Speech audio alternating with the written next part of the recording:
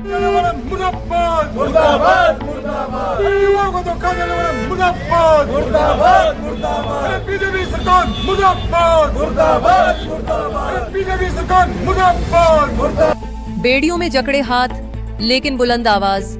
सोनीपत में NEET paper leak और छात्रों पर हुए कथित लाठीचार्ज के विरोध में कांग्रेस का अनोखा प्रदर्शन देखने को मिला। कांग्रेस कार्यकर्ताओं ने खुद को बेड़ियों में जकड़कर सरकार के खिलाफ जोरदार विरोध जताया। प्रदर्शनकारियों ने आरोप लगाया कि सरकार छात्रों की आवाज दबाने का प्रयास कर रही है। उन्होंने नीट पेपर लीक पर सख्त कानून बनाने, आत्महत्या करने वाले छात्रों के परिवारों को मुआवजा देने और छात्रों के हितों की सुरक्षा के लिए नए कानून लागू करने की मांग उठाई। कांग्रेस नेताओं ने कहा कि यह लड़ाई छात्रों के भविष्य की है और न्याय मिलने तक उनका संघर्ष जारी रहेगा। प्रदर्शन के दौरान केंद्र सरकार के खिलाफ जमकर नारेबाजी भी की गई। प्रदर्शन कर रहे हो, क्या कहा? देश के युवाओं के भविष्य के लिए, देश के युवाओं के भविष्य को उज्जवल करने के लिए, क्योंकि भाजपा लगातार युवाओं के साथ धोखा कर रही है। जिस तरीके से पेपर लीक होने लग रहे हैं और उस आवाज़ जब युवाओं ने उठाई अपने जो शोषण के खिलाफ, तो उन्होंने लाठियाँ उनको दी है। उस लाठियों के विरोध में आज अनोखे ढंग से हमने अपने आप को बेड़ियों में बांध के प्रदर्शन किया है, क्योंकि पहले अंग्रेजों से लड़ाई लड़ी थी, अब इन बीजेपी वालों से लड़ाई लड़नी पड़ रही है। ये देश को आज बांटने का काम कर रहे हैं और जिस तरीके से ये सत्ता में जब से आए हैं, जात पात और धर्म के नाम पर इन्होंने देश की जनता को बरगलाने का काम किया है।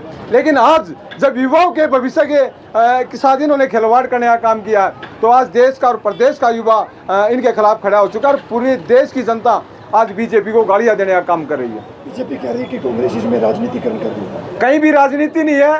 कांग्रेस तो युवाओं के भविष्य के लिए खड़ी है, क्योंकि कहीं भी अगर अन्याय होता है तो हर विपक्ष की पार्टी का उसका नैतिक फर्ज बनता है वो देश हित के लिए खड़ी हो, और कांग्रेस पार्टी का एक नैतिक फर्ज बनता है वो देश के युवाओं के भविष्य के लिए, देश के हित के लिए और देश की रीढ़ की हड्डी जो युवा है उनके भविष्य के लिए उन्होंने जमकर डट कर ये लड़ाई लड़नी चाहिए। 2 बार की वार्तालाप आज फिर हुई है। ये खाना पूर्ति है।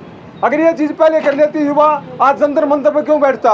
जब लाखों की तादाद में देश का युवा अपने अधिकार के लिए खड़ा हुआ है, तो घबरा कर सरकार बातचीत के लिए आई है और उन दोषियों को फांसी की सजा देनी चाहिए, क्योंकि कितने बच्चों ने जो आत्महत्या की है उनको कौन, उनके परिवार की किस तरीके से पूर्ति होगी? उन बच्चों की किसी सूरत में पूर्ति नहीं होगी। हमारी लड़ाई जब तक जारी है, जब तक युवाओं को उनका अधिकार नहीं मिल जाता और दोषियों के खिलाफ बड़ा कानून नहीं बनता। फांसी की सजा की मांग करता हूं मैं तो, क्योंकि ये युवाओं के भविष्य की बात है और जो भी पेपर लीक में जहां भी पाए, खाली नीट का नहीं और भी जो पेपर लीक होते हैं उनको फांसी की सजा का प्रावधान होना चाहिए। देखिए, इस देश में अनेकों लोगों की शहादत हुई है भाजपा की सत्ता में। 750 किसान इसी हमारे कुंडली बॉर्डर पे शहादत को प्राप्त हुए थे।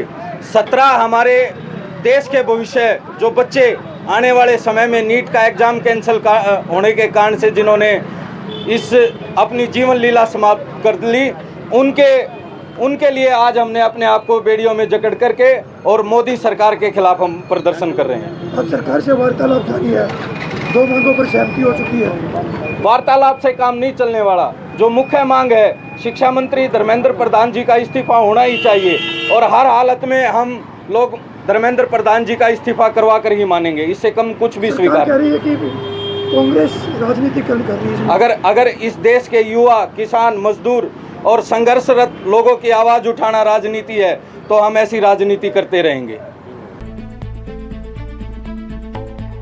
ज्यादा खबरों के साथ जुड़ते रहिए हमारे साथ। सोनीपत से कपिल शर्मा की रिपोर्ट।